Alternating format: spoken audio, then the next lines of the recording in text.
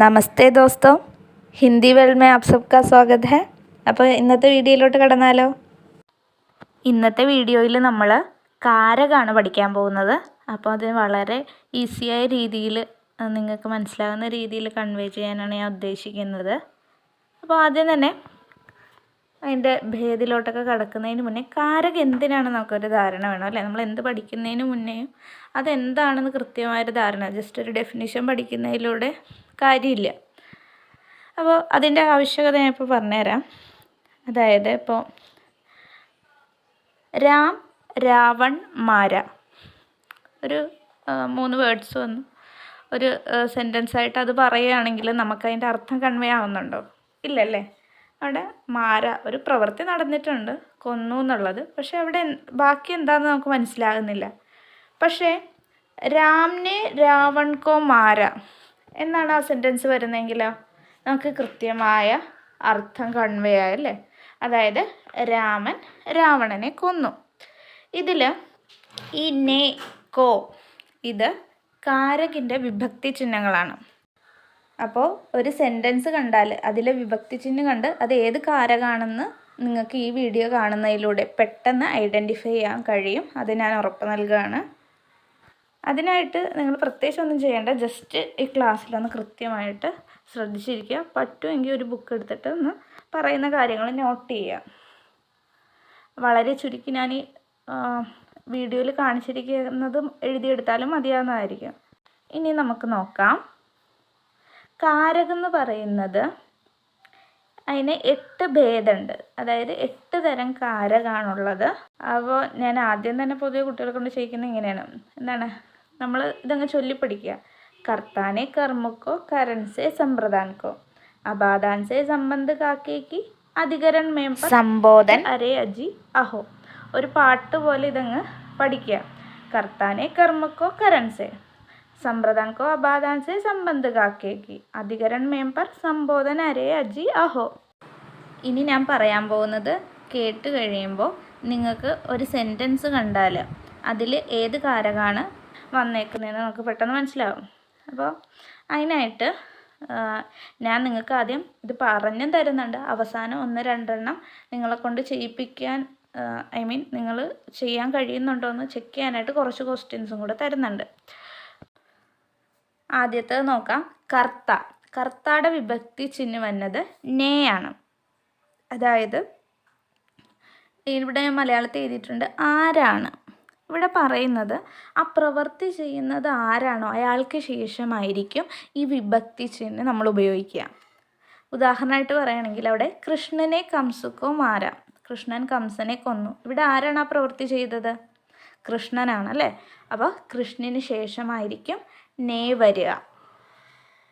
Okay. അപ്പോൾ ആരാണ് ആ പ്രവൃത്തി ചെയ്തതെന്നുള്ളതനുസരിച്ച് അതിന് ശേഷമാണ് നേ വരിക. അപ്പോൾ കൃഷ്ണനെ കംസുക്കോ മാര എന്നൊരു സെൻറ്റൻസ് കാണുകയാണ് നിങ്ങളെങ്കിൽ എന്ത് ചെയ്യും? അവിടെ കൃഷ്ണനെ അടയാളപ്പെടുത്തും അല്ലേ. അതേപോലെ രാംനെ രാവൺകോ മാര എന്ന് കണ്ടാൽ രാംനയിൽ ഏത് കാരകാണ് വന്നേക്കുന്നത്? കർത്താകാരകാണ്. രണ്ടാമത്തേന്ന് പറഞ്ഞാൽ കർമ്മകാരക്. അതിൻ്റെ വിഭക്തി ചിഹ്നം കോയാണ്. അതായത് ആ പ്രവൃത്തിയുടെ റിസൾട്ട് ആരിലാണോ ഉണ്ടായത്. ഇപ്പോൾ ഉദാഹരണമായിട്ട് പറയുകയാണെങ്കിൽ കൃഷ്ണനെ കംസുക്കോ മാര എന്നുള്ളത് തന്നെ എടുത്താൽ അവിടെ ആ പ്രവൃത്തിയുടെ റിസൾട്ട് ആരിലാണ് ഉണ്ടായത്? കംസനിലാണല്ലേ. അതായത് ആരെയാണ് അവിടെ കൊന്നത് അല്ലേ, ആരെയാണ് അവിടെ കൊന്നത്. അതുകൊണ്ടാണ് ഞാൻ ആരെയാണ് എന്ന് ഇട്ടേക്കുന്നത്. ഇപ്പോൾ ഉദാഹരണമായിട്ട് മാനെ ബച്ചേക്കോ ബുലായ, അമ്മ കുട്ടിയെ വിളിച്ചു. ഇവിടെ ആരെയാണ് വിളിച്ചത്? ബച്ചേനെ അല്ലേ. അപ്പം ബച്ചേക്കോ ആ ഭാഗം കാണുമ്പോൾ നമുക്കതെന്ത് മനസ്സിലായി? അവിടെ കർമ്മകാരകാണെന്ന് മനസ്സിലായി. അടുത്തതാണ് കരൺ കാരക്. കരൺ കാരക് എന്നുള്ളത് നിങ്ങൾ ആലോചിക്കുക.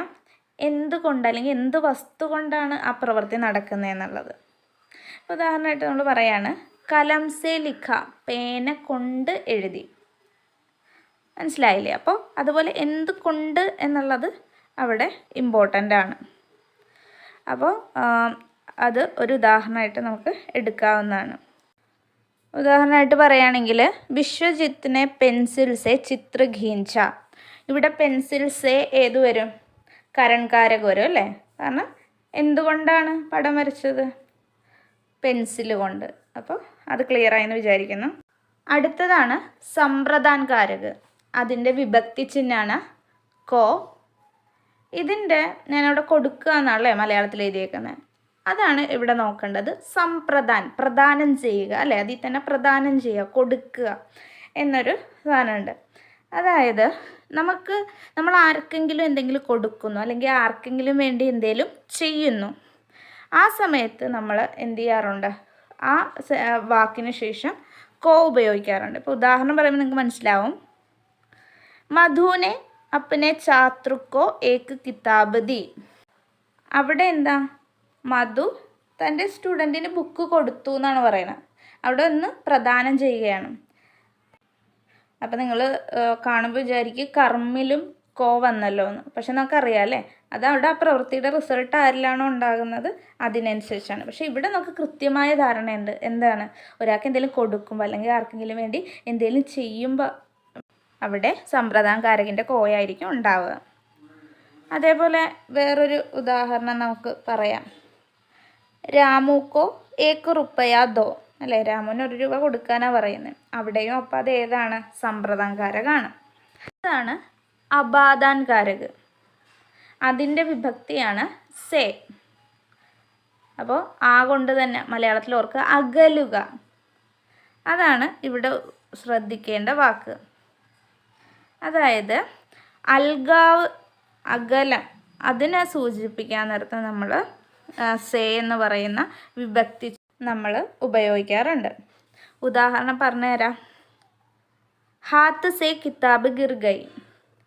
കയ്യിൽ നിന്നും ബുക്ക് താഴെ വീണു എന്നാണ് പറഞ്ഞത്. അവിടെ എന്താ? ഒരു അൽഗാവാണ് അല്ലേ? അകലുന്നതിനെയാണ് അവിടെ സൂചിപ്പിക്കുന്നത്. അതായത് കയ്യിലുണ്ടായിരുന്ന ആ കിതാബ് എന്ത് ചെയ്യും? നിലത്തോട്ട് വീണു. അപ്പോൾ അത് അകന്നു എന്നാണ് സൂചിപ്പിക്കുന്നത് അല്ലേ? അതേപോലെ വേറൊരെണ്ണം. ഗോപാൽ സ്കൂൾ സേ ആയ. ഗോപാൽ സ്കൂളിൽ നിന്നും വന്നു. അവിടെ എന്താണ്? അവിടെയും ആ ഒരു അകലം ആണല്ലേ? അകലുന്നതാണ് സൂചിപ്പിക്കുന്നത്. അപ്പോൾ അതും അബാദാൻ്റെ സേ ആണ്. അപ്പോൾ നിങ്ങൾ വിചാരിക്കും കരണിൽ സേ ഉണ്ടായിരുന്നെന്നല്ലേ? കരണിൽ സേ നമുക്കറിയാം എന്താണ്? എന്ത് വസ്തു കൊണ്ടാണോ നമ്മൾ ചെയ്യുന്നത് അതിന് ശേഷമാണ് നമ്മൾ അതിൻ്റെ വിഭക്തി ഉപയോഗിക്കുക. ഇവിടെ അതല്ല, ഇവിടെ അകലുക എന്നുള്ളതിനെ സൂചിപ്പിക്കുന്നത്. അടുത്തതാണ് സംബന്ധ് കാരക്. അതിൻ്റെ വിഭക്തി ചിഹ്നങ്ങളാണ് കാ, കെ, കി. അതായത് ഇവിടെ ബന്ധത്തെ സൂചിപ്പിക്കുന്ന, ഉദാഹരണമായിട്ട് പറയുകയാണെങ്കിൽ ഇപ്പം രാമൻ്റെ വീട്, രാം കാ ഘർ. അപ്പോൾ അത് നമ്മൾ ഉപയോഗിച്ചു. ഇനി രാമൻ്റെ ബേട്ടി ആണെങ്കിൽ നമ്മൾ എങ്ങനെ പറയും? രാം കി ബേട്ടി, സ്ത്രീലിംഗ ആയതുകൊണ്ട്. രാമൻ്റെ കുട്ടികൾ എന്നുള്ളതാണെങ്കിൽ നമ്മൾ എന്ത് പറയും? രാം കെ ബച്ചെ. അപ്പോൾ ഇതതുപോലെയാണ്. ഇവിടെ നമ്മൾ കാക്കേക്ക് 3 വരാനുള്ള കാരണം എന്താണെന്ന് വെച്ചാൽ ഏകവചനാണോ ബഹുവചനാണോ പുല്ലിംഗാണോ സ്ത്രീലിംഗാണോ അതിനനുസരിച്ച് ഉപയോഗിക്കാൻ വേണ്ടിയാണ്, ബന്ധത്തെ സൂചിപ്പിക്കാനായിട്ട്. വേണമെങ്കിൽ നിങ്ങൾക്ക് ഇൻ്റെ എന്നും കൂടെ അടയാളപ്പെടുത്തി വെക്കാം. അപ്പോൾ നിങ്ങൾക്ക് പെട്ടെന്ന് ഓർക്കാമല്ലേ? രാമൻ്റെ മകൾ, രാമൻ്റെ, രാധയുടെ മകൾ, അങ്ങനെ എന്ത് വേണേലും വരാമല്ലോ കേട്ടോ. അതായത് കാക്കേക്ക് ആയിരിക്കും അതിൻ്റെ വിഭക്തി ചിഹ്നം. അടുത്തതാണ് അധികരൺ കാരക്. അതിൻ്റെ വിഭക്തി ചിഹ്നമാണ് മേം പർ എന്നുള്ളത്. അതായത് സംഖ്യയ്ക്ക് ആധാറാണ് ഉദ്ദേശിക്കുന്നത്. ഇവിടെ നിങ്ങൾക്ക് ഏറ്റവും വ്യക്തമായ രീതിയിൽ പറയുകയാണെങ്കിൽ നമ്മൾ ഈ ഇൽ ഉപയോഗിക്കില്ലേ? അതായത് മേശയിൽ, വീട്ടിൽ, പുസ്തകത്തിൽ അല്ലേ? അങ്ങനെ നമ്മൾ ഉപയോഗിക്കും. അപ്പോൾ ഉദാഹരണം പറയുകയാണെങ്കിൽ മേസ് പർ കിതാബ് ഹേ. അതെന്താണ്? അധികരൺ കാരകാണ്. അതേപോലെ കക്ഷാമേൻ ഛാത്ര ഹേ. ക്ലാസ്സിൽ കുട്ടികളുണ്ട് അല്ലേ? അപ്പോൾ അവിടെ ഇല്ല് വന്നത് അതിനെ സൂചിപ്പിക്കുന്നു, അധികരൺ കാരക്. അടുത്തതാണ് സംബോധൻ കാരക്. അതിൻ്റെ വിഭക്തി ചിഹ്നങ്ങളാണ് അരേ, അജി, അഹോയൊക്കെ. അതായത് വളരെ സിമ്പിളായിട്ട് നമ്മൾ ആരെങ്കിലും വിളിക്കാൻ വേണ്ടി ഉപയോഗിക്കുന്നത്. കിസിക്കോ പുക്കാറിനെ കേലിയെ. അപ്പോൾ ഉദാഹരണമായിട്ട് എന്ത് പറയാം? അരേ ദുഷ്ട് അല്ലേ? അരേ കഹാ ജാ രഹേ ഹോ, ഹേ ഈശ്വർ അല്ലേ? ഇതൊക്കെ നമ്മൾ വിളിക്കാനായിട്ട് സംബോധന ചെയ്യാനായിട്ട് ഉപയോഗിക്കുന്നതാണ്.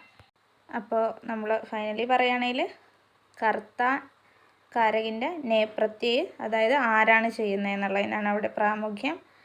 പിന്നെ കർമ്മ കോ, ആരിലാണ് ആ പ്രവൃത്തി ഉണ്ടാകുന്നത് എന്നനുസരിച്ച് കരൺ സേ, എന്ത് വസ്തു കൊണ്ട് അല്ലെങ്കിൽ എന്തുകൊണ്ടാണ് ആ പ്രവൃത്തി ചെയ്യുന്നത് എന്നുള്ളതിനനുസരിച്ച് സമ്പ്രദാൻ കോ, അതായത് പ്രദാനം ചെയ്യുക, ആർക്കെങ്കിലും കൊടുക്കുക എന്ന് സൂചിപ്പിക്കുന്നത് അബാദാൻ്റെ സേ, അതായത് അകലുന്നതിനെ സൂചിപ്പിക്കുന്നത് സംബന്ധ് കാക്കേക്ക്, അതായത് ബന്ധം, അതായത് എൻ്റെ ബുക്ക്, എൻ്റെ വീട്, എൻ്റെ മകൾ, അതൊക്കെ പറയുന്നത്.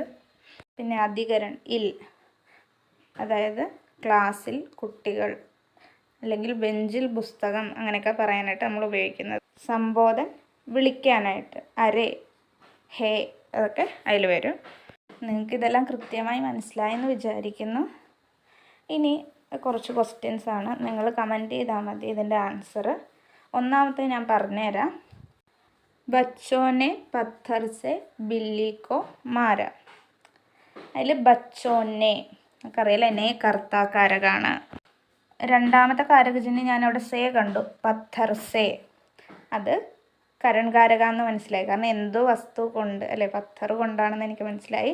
അപ്പോൾ പത്ഥർ സേയിൽ ഞാനവിടെ കരൺ കാരക് എന്നെഴുതും. അടുത്തത് ബില്ലി കോ മാര, ആരെയാണെന്ന് നമുക്ക് മനസ്സിലായി, ബില്ലിയെ. അപ്പോൾ ബില്ലി കോ എന്ന് പറയുന്നത് കർമ്മകാരകാണെന്നും എഴുതി. അങ്ങനെ 3 കാരകം എനിക്ക് ആ സെൻറ്റൻസിൽ നിന്ന് കിട്ടി. ഇനി നിങ്ങൾ ആ ബാക്കി കൊടുത്തേക്കുന്ന സെൻറ്റൻസിൽ നിന്നൊക്കെ കാരക കണ്ടുപിടിക്കാൻ ശ്രമിക്കുക, എന്നിട്ട് കമൻറ്റ് ചെയ്യുക. അപ്പോൾ നമ്മുടെ വീഡിയോ ഇഷ്ടമായെങ്കിൽ, നിങ്ങൾക്ക് ഹെൽപ്ഫുൾ ആണെങ്കിൽ ലൈക്ക് ചെയ്യുക, സബ്സ്ക്രൈബ് ചെയ്യുക, മറ്റ് പരിചയക്കാർക്കെല്ലാം ഷെയർ ചെയ്യുക.